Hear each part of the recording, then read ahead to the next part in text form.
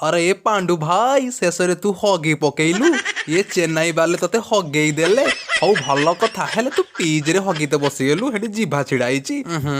गंधेला। ए भाई ये दीपक चाहार तो इंजर्ड होता और जेबेठू फेटी के आसी समस्त को हगेई पकई देखुन पांडु भाई को केमती हगेई पकेला पिच रे हगीते बसी। अरे ये तो ठीक से ना भाई पूरा सीजन ले ता बॉल विकेट रे जमा बाजू नतला खाली माड पर माड खाऊला आउ भाई काली जे परफॉर्मेंस कलु सतरे भाई गुजरात वाला हगी पकेले भाई चेन्नई एबे फाइनल ले प्रवेश करी आउ जदी फाइनल ले न जीतिबो ताले गुजरात वाला कोन हगिले मु हगी पकेमी भाई ये दीपक चाहर चेन्नई कथा कहिते कहिते आमे जाडेजा कथा भूलीचे ओ भाई काली जाडेजा जो परफॉर्मेंस कला बॉलिंग रे आउ फील्डिंग रे भाई देखी देखी तो मो आखि खराब होईचे ये जोडू भाई पूरी सीजन ले जमा बैटिंग रे किछि करि पारिनी खाली बॉल खापुड़ी समस्त स्टिक खाली भांगी हो भाई कंटिन्यू कर फाइनल एमती परफॉर्मेंस करू नने निजे हगिबू गुजरात भलिया बसी पिच रो।